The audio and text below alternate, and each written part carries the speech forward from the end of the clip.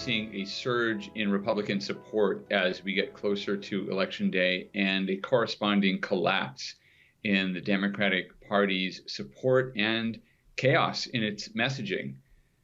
The turning point seems to have been around late August, early September, and I would suggest that Joe Biden's primetime address on September 1st, in which he declared that quote-unquote MAGA Republicans were a threat to the country, was a key moment, not because it frightened many Americans into thinking that their civil liberties were in danger, although it certainly did feel that way to those of us on the right, but it told Americans that the president of the country was not that interested in the things they care about. He was more interested in politics. He was more interested in things going on in Washington. And he was not talking about inflation. He wasn't talking about gas prices. He wasn't talking about crime. He did mention a couple of his accomplishments in that speech, but that wasn't the purpose of the speech. The purpose of the speech was to demonize opposition. And he left an open space, a vacuum really, in which Republicans were the only ones talking about bread and butter kitchen table issues. So Democrats started losing momentum. And what's happened in the last couple of weeks or so is that as Republicans have started to feel that victory is within their grasp, they have surged even more. It's almost as if voters are choosing to side with the winner because it feels good not just to be on the winning team, but also to send a very clear message. And independent voters, as well as Republicans, know exactly what that message is, which is that wokeness has failed as a governing policy and that Americans want a return to common sense, whether Democrats or Republicans are in charge. You know, it's funny you say that wokeness has failed. Just over the last couple of weeks in Canada, we've seen the same thing. And I know Canada and the United States are very, very different, but there is sort of a continental consciousness. We follow American news media. We're subject to the same cultural tides. In Vancouver, a left-wing city analogous to San Francisco or Seattle, the woke incumbent was thrown out for a pro-police successor.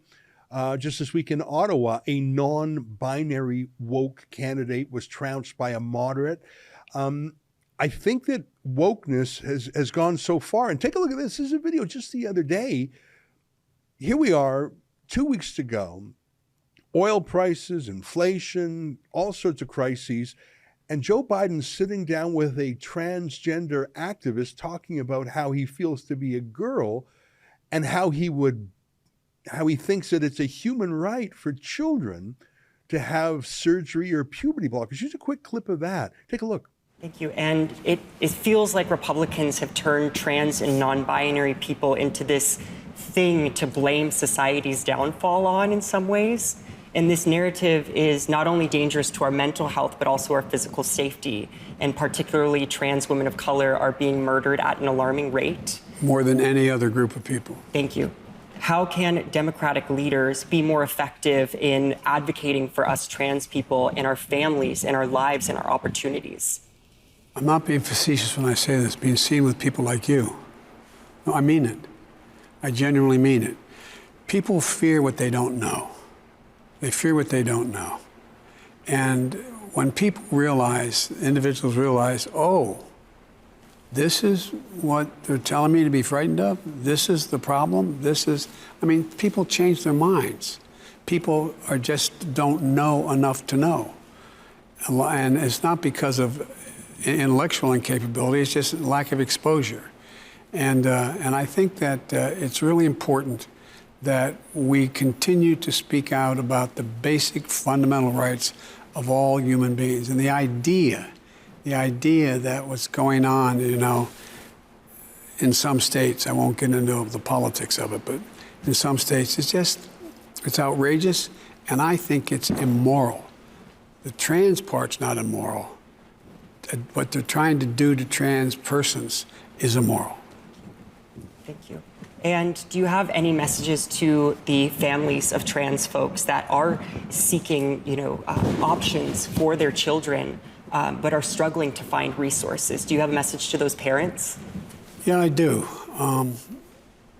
This is blood of your blood, bone of your bone. And it is, again, speaking to my son, when he was spent a year in Iraq, and he was a decorated soldier. He volunteered to go. He had to give up the Attorney General's job and then came back to it. And he started a foundation I'm not allowed to talk about now because I can't raise money for it any longer. But it was for abused children. And one of the things he did is raise millions of dollars, this organization, to basically educate parents as to what they should not be afraid of, and to educate the community as to what is just pure hyperbole. And so I just think it's a matter of leaders speaking out and saying, as I told you, I mentioned a young woman who used to be in his staff, used to be in my staff, who is now a state senator. And she's trans, and she's a state senator in the state of Delaware, in an area that was historically very conservative, the part of Delaware. And she's running unopposed this time. So things are changing. Things are changing, but it's a matter of us acknowledging that there's nothing to be, just because it's different, there's nothing to be fearful about. Substance of that, the fact that he's choosing to go woke in the dozen days before the election, is that on purpose? Was that an accident? Is he trying to stir up his base? Why would he do that? The entire Democratic Party midterm campaign strategy is aimed at the progressive base of the party.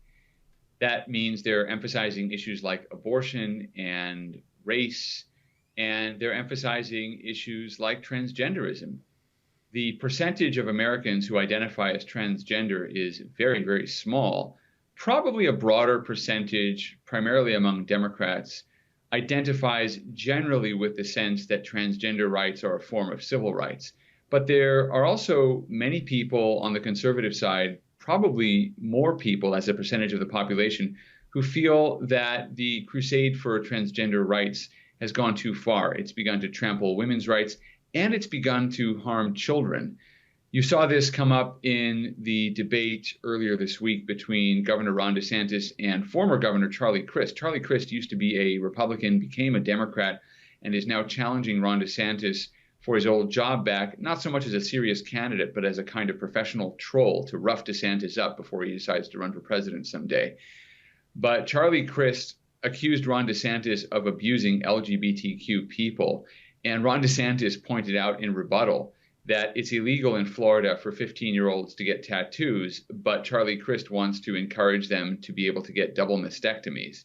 And that's the absurdity that is striking many Americans, particularly parents, who feel that the schools are indoctrinating their kids, not just with transgender ideology, but in general.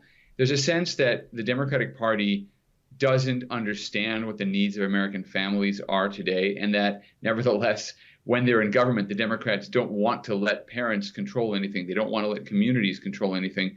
They want to control things according to the ideological dictates of their own party. And so Americans are pushing back in a very big way. What you just saw was an excerpt from my nightly show, the Ezra Levant Show. Every weekday, I do a monologue. Usually it's about half an hour. Then I interview an interesting guest, and then we read my hate mail or my fan mail, whichever is more fun. It's only available behind a paywall, though. That's how we pay our bills here at Rebel News. We don't take a dime from Justin Trudeau. But the good news is it's only $8 a month, about half the price of Netflix. And in addition to my nightly show, you also get weekly shows from 4 other friends here at Rebel News. So you're getting 36 shows a month just for $8. I think it's worth it.